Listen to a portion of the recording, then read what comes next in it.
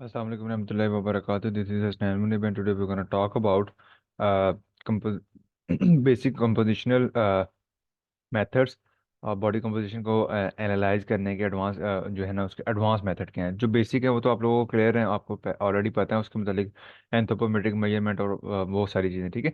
उनका आपको आइडिया है। उसके अलावा जो बाकी हैं उनके ऊपर हम बात कर लेते हैं। उनके अंदर जिस तरह बॉडी बायोइलेक्ट्रिक इम्पेडेंस एनालिसिस था, उसके अलावा आगे उसके अंदर फर्दर हैं जो कि थोड़े से डिफिकल्ट हैं, तो उसके ऊपर हम बात कर लेते हैं, ठीक है। I will just share the screen. अच्छा, इसके अंदर जो है ये advance method of body composition analysis है। Bioelectrical impedance analysis. In bioelectrical impedance analysis electric current is pass through the body and its impedance, resistance, and reactance is measured to estimate the total body water. Bioelectric is defined as the interaction of body with electric current, while impedance is the opposition to the passage of the current encountered in the form of resistance and reactance. Basically ये इस mechanism पे के ऊपर काम करता है कि body के अंदर से जो इलेक्ट्रिक करंट पास किया जा रहा है और बॉडी जो है उस इलेक्ट्रिक करंट के खिलाफ क्या करेगी, रेजिस्टेंस कॉज करेगी, ठीक है। बॉडी के अंदर क्या किया जा रहा था, इलेक्ट्रिक करंट पास किया जा रहा था और बॉडी जो है उसके खिलाफ रेजिस्टेंस कॉज करेगी। अब उस रेजिस्टेंस की बेस पे ही चेक किया जाता है कि बॉडी के अंदर वाटर कितना है, ठीक है। अब वाटर मसल के अंदर ज्यादा होगा, फैट के अंदर वाटर नहीं होगा, तो फैट जो है इसका मतलब ज्यादा रेजिस्टेंस कॉज करेंगे और जो मसल्स हैं वो रेजिस्टेंस कम कॉज करेंगे, ठीक हो गया। अच्छा, इसके अंदर जो है नेक्स्ट हम देखते हैं अच्छा, बायोइलेक्ट्रिक की हमने डेफिनेशन वगैरह देख ली। Resistance is given opposition to the passage of the current by body fluid. अब जो बॉडी फ्लूइड को रेजिस्टेंस आएगी वो है कि ऑपोजिशन की मुखालिफत की फोर्स जितनी भी उसके अंदर लग रही है, उसको टैकल आउट, जो उस पासिंग करंट के खिलाफ जितनी भी फोर्स बॉडी लगा रहा है उसको रेजिस्टेंस कहेंगे। While on the other hand reactance is the opposition provided by the cell membrane imperfect capacitance. जो बॉडी फ्लूइड्स हैं, जो बॉडी के अंदर फ्लूइड है, लिक्विड पोर्शन है, उसकी वो जो ऑपोजिशन फोर्स लगा रहे हैं उसको रेजिस्टेंस कहेंगे। और जो सेल मेम्ब्रेन्स यानी कि वो हमारा मसल तो नहीं कहेंगे, सेल मैस जो है बॉडी का, ठीक है, सेल मेम्ब्रेन का जो स्ट्रक्चर है वो जो रेजिस्टेंस कॉज कर रहा होगा उसे हम कहते हैं रिएक्टेंस, ठीक है। In the BIA method, impedance is measured that give an estimate of total water content of the body, which can be used to calculate FM and FFM by other tools. अब इससे water calculate कर लेते हैं, जिसके जरिए जो हम fat mess और फैट फ्री मैस दोनों को असेस कर सकते हैं। Ideally, the test is performed after the fasting, 30 minutes after boiling under normal hydration. तो अब इसके अंदर कहता है कि पहले तो आप पहली कंडीशन क्या दे दी उसने, फास्टिंग के खाना ना खाया हो। दूसरी कंडीशन क्या दे दी उसने कि नॉर्मल हाइड्रेशन में कम से कम आधा घंटा रहा हो। ऐसा नहीं है कि गर्मी में रहा है, पसीना हो गया, डिहाइड्रेटेड होके आ गया तो उसकी वजह से फर्क आ जाएगा, ठीक है। एक बंदा उसने पानी से नहीं पिया है, नॉर्मल रूम टेम्परेचर पे बैठा है आधा घंटा और उसके बाद उसने BIA का टेस्ट दिया, ठीक है। इट इज सिंपल है, रैपिड है, रिलायबल है, इजी टू यूज होता है, अफोर्डेबल मेथड है। डेफिनेटली एक 5-6 हज़ार का एनालाइजर मेरे पास पड़ा है, आप सिंपली खड़ा करते बंदे को और वो असेस कर लेते हो। Less expertise is required and is applicable to both gender. It can be used in large studies and. तो ये बेसिकली इसके बेनिफिट्स थे। और लिमिटेशंस में देखोगे तो इसके नुकसानात क्या हैं कि ये basically also with this technique as instrumentation required for analysis is complex. The result for this method are negatively affected by different factors including hydration level. अब ये उसका ये है कि एक तो पहले भी बताते हैं कि मशीन थोड़ी सी कॉम्प्लेक्स हो सकती है, ठीक है। क्योंकि एक्सपर्ट आपको चाहिए एटलीस्ट जिसको कुछ वैल्यूज समझ आती हो, क्योंकि इसके अंदर मल्टीपल वैल्यूज आती है और मल्टीपल इसके अंदर प्रॉपर बंदा खड़ा है कि नहीं खड़ा उसके उसकी वजह से फर्क आता है। उसके अलावा वो कहते हैं कि रिजल्ट वेरी कर सकते हैं हाइड्रेशन लेवल पे। अगर किसी बॉडी कोई पानी पी गया है अच्छा खासा तो उसके अंदर पानी ज्यादा है तो करंट इजीली पास हो जाएगा, जिसकी वजह से इंपेडेंस कम हो जाएगी। स्किन टेम्परेचर वो भी अफेक्ट करता है, ज्यादा स्किन टेम्परेचर है तो एवेपोरेशन वगैरह हो जाएगी। एक्सरसाइज करके आए हैं, मील्स, खाना खाने के बाद, खाना खाने से पहले, कैफीन, अल्कोहल कंजप्शन, ये सारी चीजें जो है ये BIA यानी कि बॉडी इलेक्ट्रिकल इंपेडेंस को जो है वो BAI को अफेक्ट करती हैं, ठीक है। तो इन सारी चीजों को फैक्टर को कंसीडर करना है। इसी वजह से कहा गया है कि फास्टिंग कंडीशन में आपने करना है कि कुछ कुछ भी नहीं खाया हुआ, कुछ भी नहीं खाया हुआ, तो इसका मतलब नॉर्मल एक्चुअल बॉडी कंपोजिशन आएगी, ठीक है।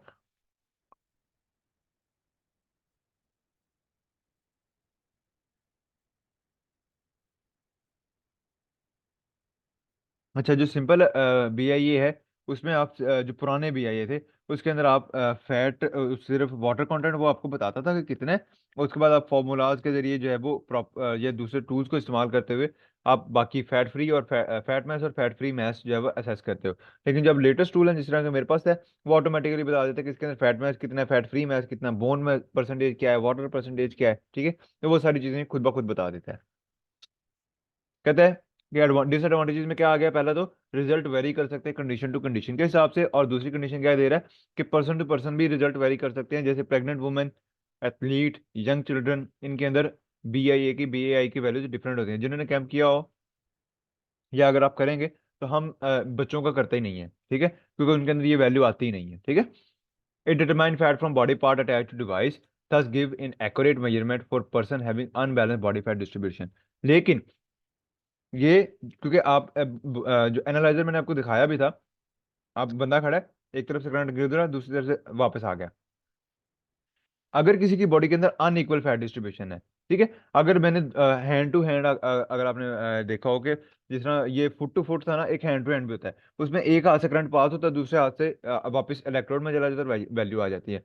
अब ये पॉसिबल है कि वो उसने वो जो करंट पास किया, वो बॉडी की पूरी बॉडी में से पास नहीं हुआ, ठीक है, वो सिर्फ एक हाथ से गया और दूसरे हाथ से बॉडी उस डिवाइस में वापस आ गया।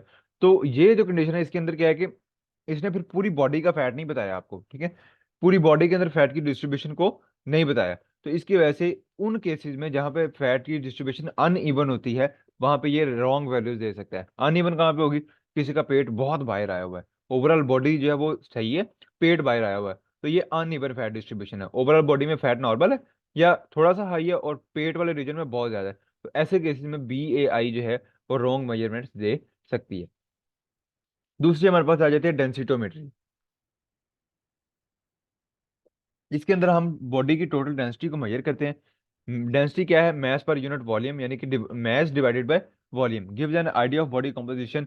Body volume is measured by hydrodensitometry, a classic approach of determining body composition through under water weighing. तो इसके अंदर क्या किया जाता है कि पानी के अंदर एक पर्सन को लेके जाया जाता है और वहां पर उसका वजन किया जाता है। और न्यू अल्टरनेटिव एयर डिस्प्लेसमेंट प्लेथोस्मोग्राफी, इसकी कोई एब्रिविएशन और होगी, ठीक है, मतलब एब्रिविएशन कह रहा हूँ, प्रोनाउंसिएशन थोड़ी सी इसकी डिफरेंट होगी। तो ये नया मेथड है, इसके अंदर एयर डिस्प्लेसमेंट है। The technique which account for the volume of air displaced by the object. It is pertinent to mention that FM and FFM have different specific densities. Hydrodensitometry also called अब ये basic इसका principal क्या आएगा, अगर densitometry का principal पूछा जाए, इसका प्रिंसिपल क्या था कि जो फैट और फैट फ्री मैस है उनकी डिफरेंट रेजिस्टेंस होती है, जो कि वो करंट, पासिंग करंट को इम्पोज करते हैं, ठीक है। जबकि ये अगर डेंसिटोमेट्री का प्रिंसिपल है तो वो ये कहता है कि फैट और फैट फ्री मैस की डिफरेंट डेंसिटीज होती हैं, ठीक है, और उन स्पेसिफिक डेंसिटीज के बेस पे हम उसको डिफरेंशिएट करते हैं। हाइड्रोडेंसिटोमेट्री को हम क्या कहते हैं, हाइड्रोस्टैटिक अंडर वाटर वेइंग भी कहते हैं।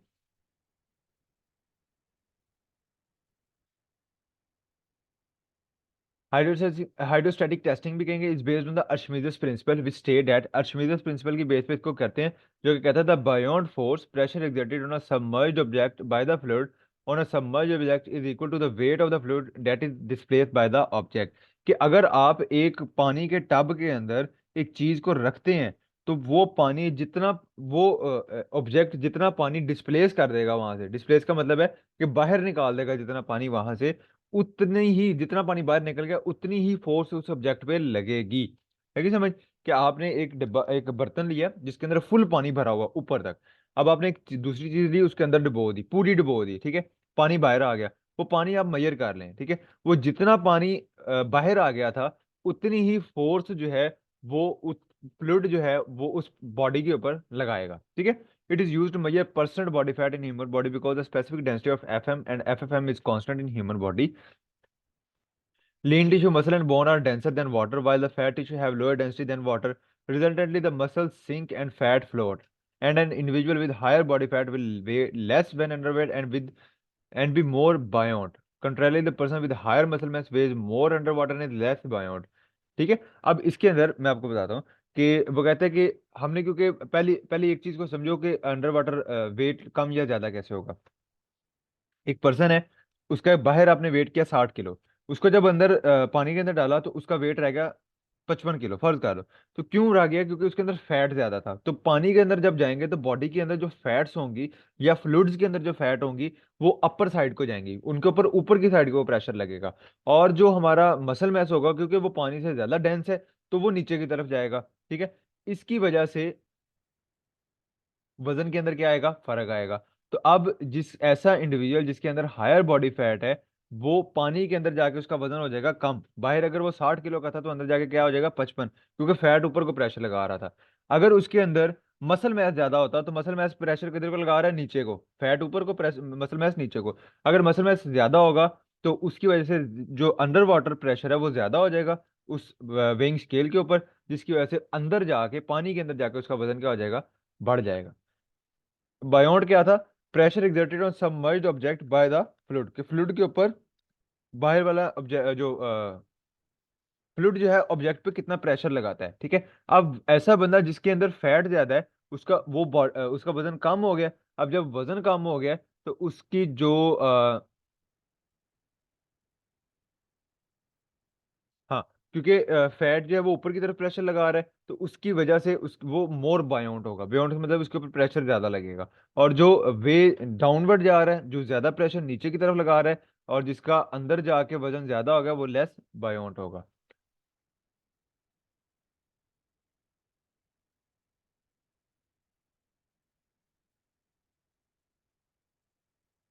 अगर ये बेसिकली फॉर्मूला दिया हुआ है, ये न्यूमेरिकल आता होता है और इंपॉर्टेंट है, लेकिन वहां पे आता है प्रैक्टिकल पोर्शन के अंदर। बॉडी वेट इन एयर की या बॉडी वेट इन वाटर की या डेंसिटी ऑफ वाटर आपको पता होती है। रेजिडुअल लंग वॉल्यूम या बताया जाएगा या पता होता है। Volume of air trapped in the GIT. ये दोनों वैल्यूज शायद यहाँ पे मिल जाएं या आगे टेबल में मिल जाएं। और डेंसिटी ऑफ वाटर आपको याद रखनी पड़ती है, and then you can simply put up the values to find out the body density. जब आपको बॉडी डेंसिटी मिल जाती है तो आप सीरी इक्वेशन को इस्तेमाल करते हुए परसेंटेज बॉडी फैट निकाल सकते हो। ठीक है। जैसे कि स्किन फोल्ड थिकनेस के अंदर भी हमने सीरी इक्वेशन लगा के फाइंड आउट किया हुआ है। Hydro densitometer is quick and accurate among all the testing method. The method serve as the yardstick to compare other indirect method of body composition analysis and other variable option for person who cannot undergo electronic weighing method।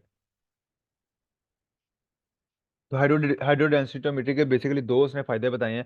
पहला फायदा तो ये है कि जो दूसरे different compositional analysis हैं, जो कि डिफरेंट हमने देखे, उनको चेकआउट करने के लिए, उनकी एक्यूरेसी को चेकआउट करने के लिए उनको कंपेयर किया जाता है इसके साथ। ठीक है। उनके रिजल्ट और इसके रिजल्ट को कंपेयर किया जाता है और इसके रिजल्ट जो है वो स्टैंडर्ड के तौर पे ले जाते हैं और बाकियों के जो है वो चेक करने के लिए कि क्या वो सही है टूल या नहीं है। ठीक है। और दूसरा इसका क्या मेथड है कि दूसरा इसका क्या पर्पज है कि वो लोग जो कि विंग स्केल पे या इलेक्ट्रिक विंग स्केल पे नहीं खड़े हो सकते, जैसा कि ऐसा कोई बंदा जिसको पेस मेकर लगा हुआ है। ठीक है। पेस मेकर ना एक डिवाइस होती है, इलेक्ट्रिकल डिवाइस, जो कि हार्ट के पंपिंग के अंदर हेल्प कर रही होती है। ठीक है। तो अगर ऐसे बंदे को अंदर से करंट पास करेंगे तो पेस मेकर जो है वो खराब भी हो सकता है और रिएक्ट भी कर सकता है। ठीक है। ओवर रिएक्ट, जिसकी वजह से डेथ हो सकती है। तो ऐसे पर्सन के केस में फिर आप हाइड्रो डेंसिटोमीटर को प्रेफर करते हो instead of the electric method. ठीक हो गया।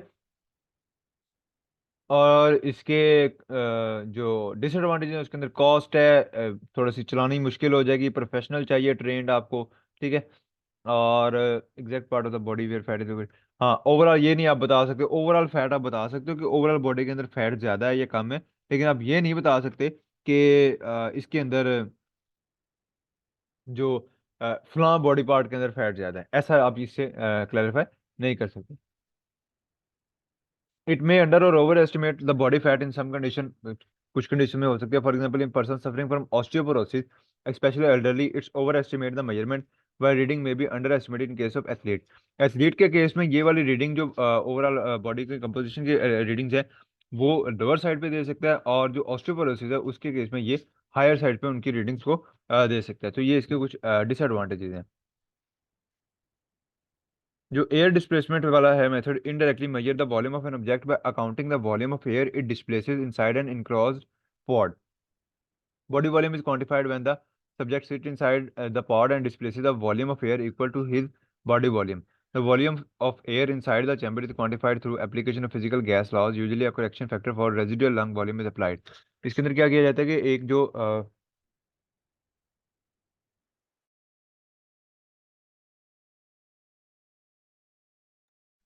बेसिकली इस तरह का एक चैम्बर होता है जिसको पॉड कहते हैं। इसके अंदर उस पर्सन को जो है ना वो बैठा हुआ है और बंद कर देंगे।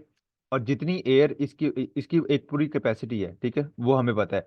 जब पर्सन ने जितनी रिप्लेस कर दी और उसके अलावा जितनी एयर कैपेसिटी रह गई बाकी, ठीक है, उसके मुताबिक आप उसको देखते हो कि उस बॉडी का वॉल्यूम क्या था, ठीक है। उसके बाद उसको फॉर्मूला के अंदर लगा के उसको सॉल्व कर सकते हो, जिसके अंदर हमारे पास है बॉयल्स लॉ है, which state that at a constant temperature volume and pressure are inversely related. ये हमने 9th क्लास के अंदर पढ़े हुए हैं। आगे इसके एडवांटेजेस हैं, उसके अंदर कोई ऐसे समझाने वाली चीज़ नहीं है, ठीक है। तो इसके अंदर सिंपली ये एक पॉड होगा। इसके अंदर पहले इसका टोटल वॉल्यूम हमें पता है। जब पर्सन को बिठा के बाकी जो एयर बची उसको कैलकुलेट कर लेंगे, और उसकी बेसिस पे हम चेकआउट कर लेते हैं कि क्या डिफरेंस आया, और उस डिफरेंस की बेस पे बॉडी वॉल्यूम को हम बताते हैं कि इसके इस पर्सन का ये बॉडी वॉल्यूम है, ठीक है। एक चीज़ होगी। और दूसरा उसने कहा था कि करेक्शन फैक्टर लगा दिया जाता है रेजिडुअल लंग वॉल्यूम, जो कि रेजिडुअल लंग वॉल्यूम वो वॉल्यूम होता है या वो एयर होती है जो कि नॉर्मल एक्सपायरेशन के बाद लंग्स के अंदर रह जाती है। तो उसके लिए करेक्शन फैक्टर लगाया जाता है, क्योंकि वो भी वहाँ पे उस चैम्बर के अंदर ही इनहेल और एक्सहेल होती है।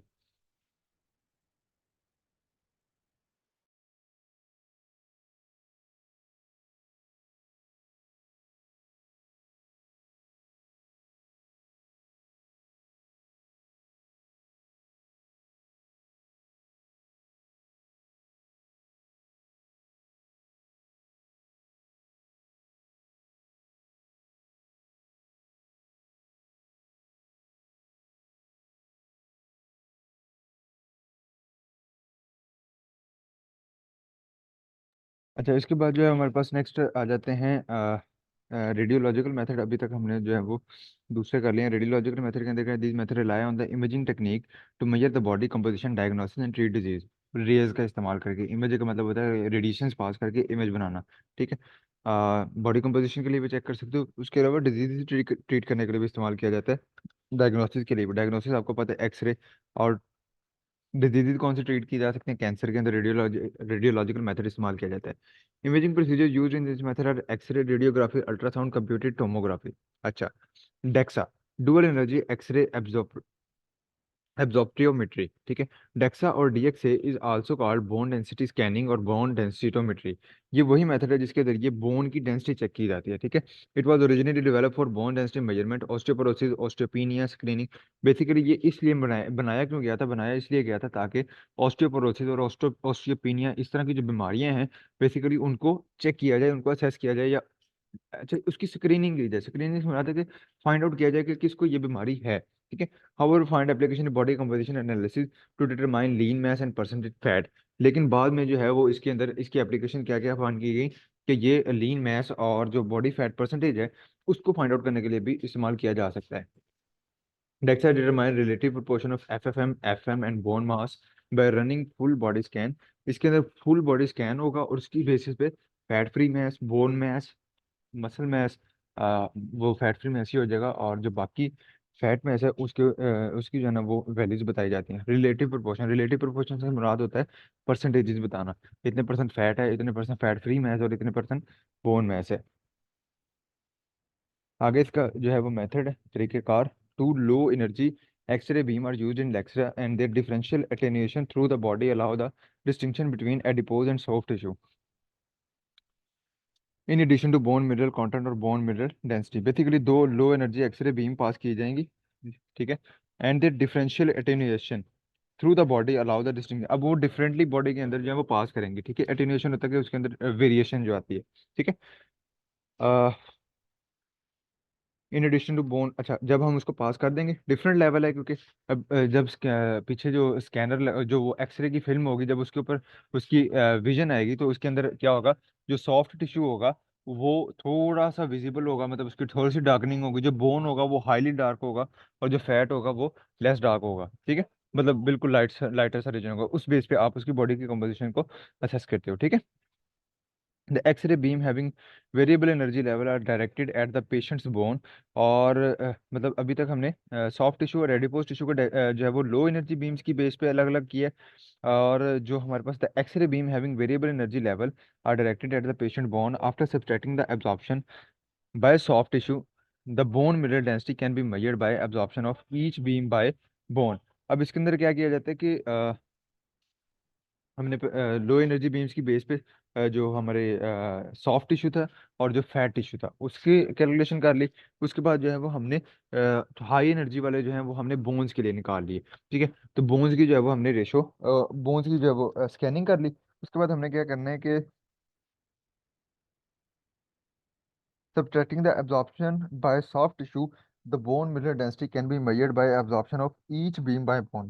तो पहले हमने क्या किया था, पहले हमने सॉफ्ट टिश्यूज की यानी कि वैल्यू निकाली थी। ठीक है, सॉफ्ट टिश्यू और एडिपोज यानी कि इनकी हमने एक वैल्यू ले ली कि ये जो हैं वो इतनी एनर्जी एब्जॉर्ब करेंगे या इतनी एक्सरेज को एब्जॉर्ब कर लेंगे। ठीक है, उसके बाद जब हम, क्योंकि हाई देखो लो एनर्जी भेजेंगे ना तो बोन्स उसको रिस्पॉन्ड नहीं करेंगी। ठीक है, लेकिन सॉफ्ट टिश्यू कर देंगे।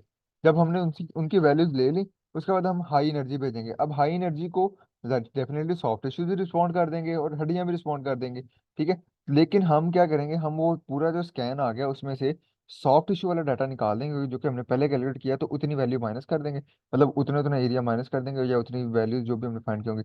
और बाकी जो रह जाएगा वो किसका होगा, बोन की मिनरल डेंसिटी होगी कि एक एक बोन ने कितनी कितनी बीम को एब्जॉर्ब किया है। A typical whole body scan take less than 5 minutes while the subject is exposed to 0.01 to 0.04 mREM of radiation during one scan. This method is accurate, reliable, and a gold standard measure of bone mineral content or bone density and is applicable for both adult and children। या आप पढ़ लोगे, ऐसा चीज इसके अंदर कोई समझाने वाली चीज नहीं है। The test can be applied at distinct area or whole body। आप एक पार्ट पे भी कर सकते हो, पूरी बॉडी पे भी कर सकते हो। There are certain limitation associated इसके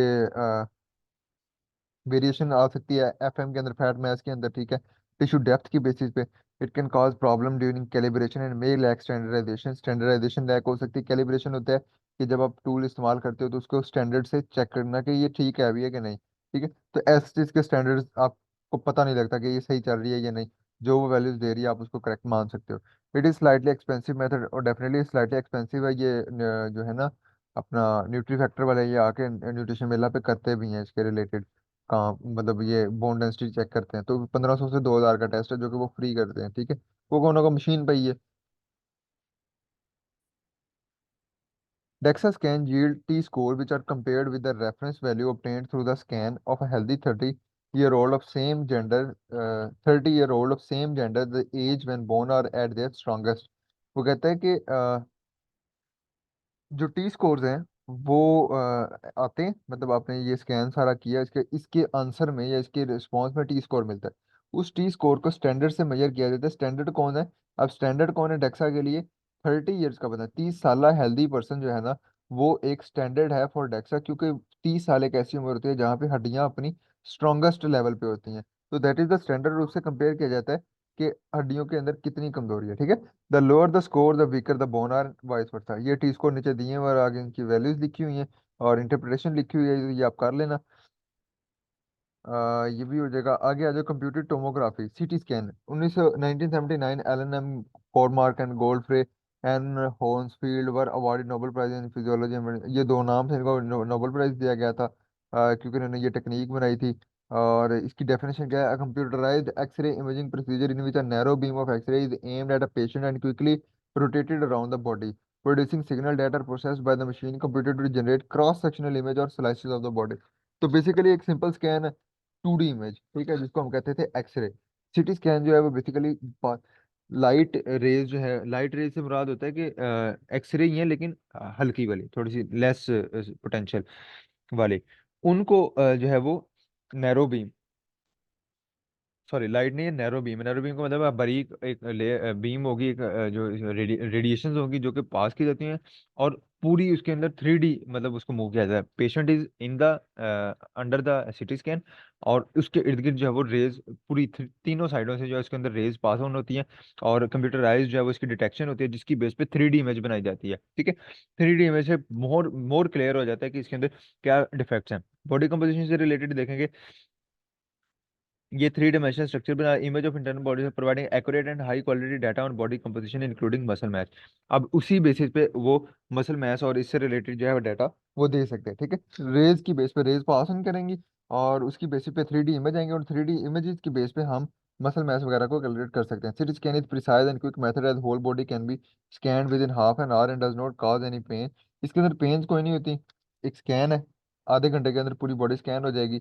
The method can measure regional muscle mass and adipose tissue while differentiating between two type of lean mass, muscle and organ mass. अब ये मेथड क्योंकि 3D इमेज दे रहा है, तो ये पहले तो मसल मास और एडिपोज यानी कि मसल और फैट को अलग करेगा और अलग अलग डिफरेंशिएट करेगा कि इतना मसल है इतना एडिपोज है, ठीक है। और मसल के अंदर भी दोनों टाइप ऑफ मसल बताएगा कि मतलब लीन मैस जो है फैट फ्री मैस है, उसके अंदर भी दो टाइप बताएगा कि ये मसल्स हैं और ये ऑर्गन्स है, क्योंकि organs are also fat free protein, ठीक है। Moreover it can discriminate subcutaneous and intra abdominal distribution of fat. ये भी बताएगा कि स्किन के सबक्यूटेनियस कहते हैं स्किन के अंदर जो फैट होती है, यानी कि स्किन के नीचे जो फैट की लेयर होती है, and intra abdominal distribution of fat होती है, जो आपके ये पेट के अंदर ऑर्गन है ना, इनके इर्द गिर्द सारों के इर्द गिर्द फैट होती है, तो प्रोटेक्शन, ठीक है, फॉर प्रोटेक्शन, तो उसके अंदर भी ये डिफरेंशिएट बताता है।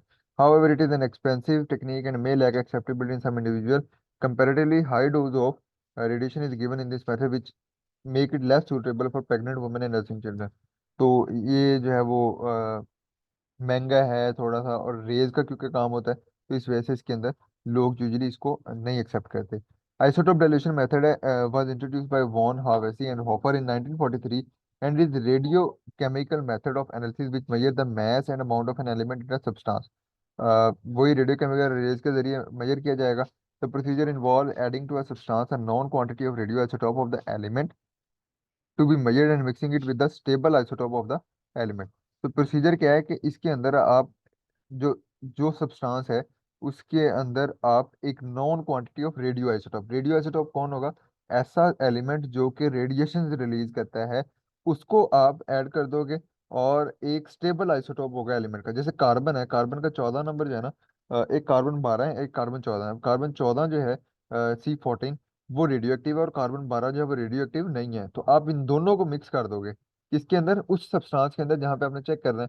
The three compartment of the body, extracellular fluid, body cell mass, and fat along with extracellular solid can be quantified using established isotope dilution technique. Established isotope dilution technique से मुराद है कि लिखी लिखाई टेक्निक्स पढ़ी हैं आपने, जो भी कंपार्टमेंट को एनालिसिस करना है, आप उस हिसाब से उन टेक्निक को फॉलो करते हुए आप जो है वो फाइंड आउट कर सकते हो, ठीक है। हाइड्रोमेट्री और total body water isotope dilution, अब ये एक प्रॉपर मेथड है, वही डाइल्यूशन टेक्निक है जो हमने बताई ना, एस्टेब्लिश्ड आइसोटोप डाइल्यूशन टेक्निक में से एक टेक्निक है। हाइड्रोमेट्री और total body water isotope dilution is the common method to assess body composition at a molecular level. The method is premised on the notion that what is found exclusively within the fat-free mass, which is approximately 73.2% water in adults. वो कहता है कि जो ये इस base पे होती है कि फैट मैस के अंदर पानी हो ही नहीं सकता, और फैट फ्री मैस के अंदर 73% तक पानी है, ठीक है। तो इस बेसिस पे डिफरेंशिएट किया जा सकता है। By measuring TBW through isotope dilution, the amount of FFM can be calculated using appropriate hydration factor. Formula में लगा के आप फैट फ्री मैस आपको पता लग जाएगा। मतलब पहले आप टोटल बॉडी वेट फाइनल कर लोगे, उसकी बेस पे आप फैट फ्री मैस निकाल लोगे, उसके बाद फॉर्मूला लगा के फैट मैस पता लग जाएगा। ये उसका दिया हुआ है principle of F1N1 is equal to F2N2। अगर इसमें से आपने कोई चीज फाइंड करनी है तो आप उसको देख सकते हो। F1 is the deuterium enrichment और concentration of the dose. F2 is the deuterium enrichment और concentration ऑफ द डिस्ट्रीब्यूशन। अब जो F1 है, डेट इज डोज जो आपने दी, जो उतनी अमाउंट ऑफ आइसोटोप जो जो कि आपने दी। और F2 जो है वो कंसंट्रेशन ऑफ डिस्ट्रीब्यूशन है, कि अगर आप एक स्पेसिफिक पार्ट को चेक करो, जैसे पाँव को चेक करो, पाँव के अंदर वो कितना फैला, ठीक है। तो अगर आपने कोई ऐसी चीज दी थी, जैसे वाटर वाला हमने देखा ना, कि वाटर से रिलेटेड हाइड्रोडेंसिटोमेट्री, सॉरी, हाइड्रोमेट्री वगैरह जो वाला जो मेथड है, इसके अंदर क्योंकि वाटर वाले आइसोटोप वाटर चेक कर रहे थे, तो वाटर जहां जहां वाटर होगा वहां वहां वो वाला आइसोटोप जो है वो एक्युमुलेट हो जाएगा, और उसकी जो है डिस्ट्रीब्यूशन होगी पाँव के अंदर, जहां जहां पानी होगा वहां वहां जो वो आइसोटोप होगा, और वहां से रेज रिलीज कर रहा होगा, जो कि स्क्रीन के जरिए चेक की जा रही होंगी कि यहाँ यहाँ से रेज रिलीज हो रही है, ठीक है। और उसकी बेसिस पे चेक किया जाएगा कि यहाँ पे वाटर की डिस्ट्रीब्यूशन क्या है। तो F1 इज द डोज जो कि दी डोज की concentration, and F2 is the distribution concentration.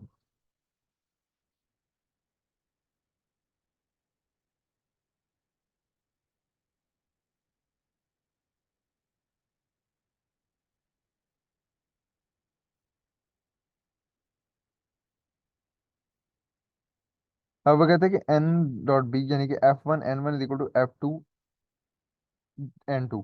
ये वही फॉर्मूला है जो कि C1V1 = C2V2 है, जहाँ पे C जो है वो कंसंट्रेशन था और V था वॉल्यूम। यहाँ पे भी यही है, C कंसंट्रेशन, जो हमारा F है वो कंसंट्रेशन है, और जो N है दैट इज वॉल्यूम। ठीक है। F F M is simply TWD divided by the hydration factor. F F M fat free mass क्या होगा, यानी कि इसके अंदर आप निकालेंगे फैट फ्री मास, जब वो टोटल बॉडी वाटर, अगर उसको हाइड्रेशन फैक्टर से आप डिवाइड कर दोगे आपको फैट फ्री मास मिल जाएगा, और टोटल वेट में से फैट फ्री मास को माइनस कर दोगे तो आपको फैट मास मिल जाएगा। That was all about chapter number 3, I think. Yep.